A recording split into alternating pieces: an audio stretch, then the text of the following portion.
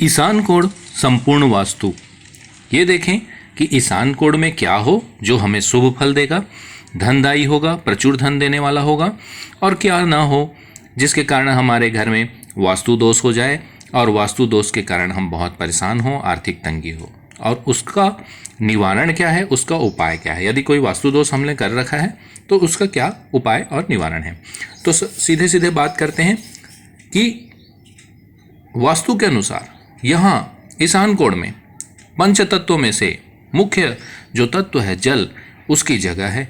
इसलिए जल की जगह होने के कारण यहाँ बोरवेल, अंडरग्राउंड वाटर टैंक, नल जल, वॉश बेसिन, जल से संबंधित अन्य कोई फव्वारे इत्यादि आप यहाँ पे बना सकते हैं।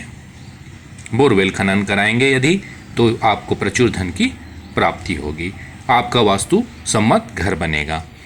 उसके बाद हम देखते हैं कि ये यदि ईशान कोण में यदि आपने ये कटा हुआ है, यदि आपका ईशान कोण इस प्रकार से कटा हुआ है तो आपको धन की हानि होगी। ये एक वास्तु दोष है। इसलिए ईशान कोण को कभी भी, कई लोग सुंदरता के लिए इसको भी इस प्रकार से डिज़ाइन बनाते हैं कट करके, तो कृपया यहाँ पर ईशान कोण को वर्गाकार ही बनाएं।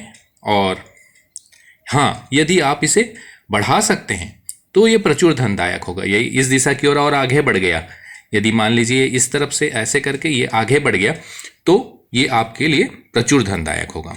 तो कटाव ना हो, यदि आगे की तरफ बढ़ गया तो अच्छी बात है, आपकी ज़मीन आगे की तरफ बढ़ा हुआ है तो अच्छी बात है, ये प्रचुर धनदायक होता है। ईशान कोण का यदि कटाव है तो क्या है उपाय। कटाव होने से आपकी धन हानि, संतान हानि होगी, इसलिए उपाय करना जरूरी है। यदि इस प्रकार से कटा हुआ है तो इसको इस प्रकार से सीधा कर लें, यहाँ पर प्लाई से या पर्दे से इसको सीधा कर लें।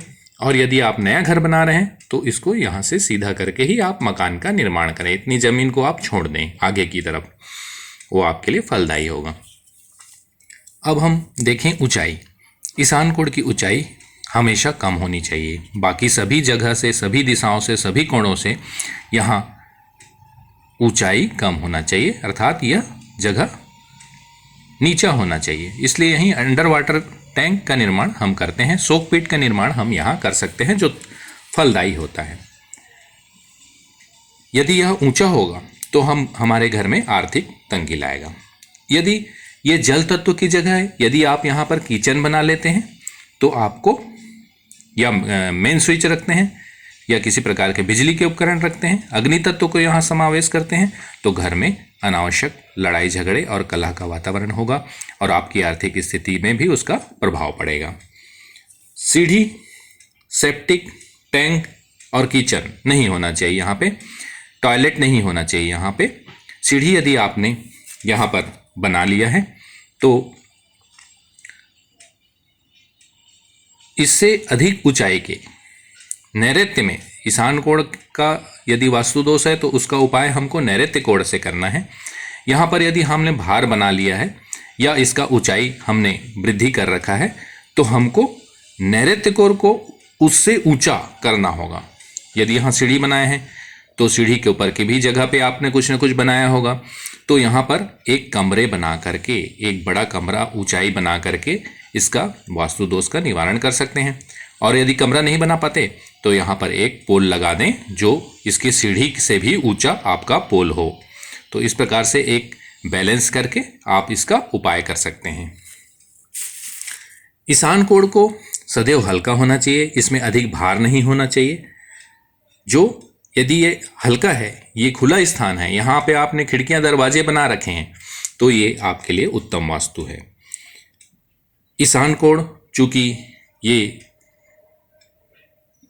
भगवान की दिशा है, ईश्वर की दिशा है, इसलिए आप यहाँ पे पूजा कमरा बनाना आपके लिए फलदायी होता है। चूँकि पूजा कमरा बना रहे हैं तो यहाँ पर ईशान कोण इस भगवान देवता की जगह है, जिसके कारण यहाँ वास्तु पुरुष का सिर होता है, इसलिए इसके कारण यहाँ पर पूजा कमरा होना चाहिए। सेप्टिक टैंक कभी ना बनाएं। सेप्टिक टैंक बनाएंगे तो आपको बहुत विपरीत प्रभाव पड़ेगा, क्योंकि ये पूजा करने की जगह है। इसलिए टायलेट विपरीत प्रभाव देंगे। यदि टायलेट आपने बना लिया है तो उसका उपाय है कि नैऋत्य कोण को आपको भारी करना पड़ेगा, बहुत अधिक भारी करिए, जिससे कि ये ईशान कोण में बना सेप्टिक टैंक आपको नुकसान नहीं पहुंचाएगा। इसके अतिरिक्त आपने और भी कुछ वास्तु दोष आपको निवारण देखना है तो मेरे लॉन्ग वीडियो, जिसका लिंक मैं डिस्क्रिप्शन पर दे रहा हूँ, उसको आप ज़रूर देखें। धन्यवाद। जय श्री कृष्ण।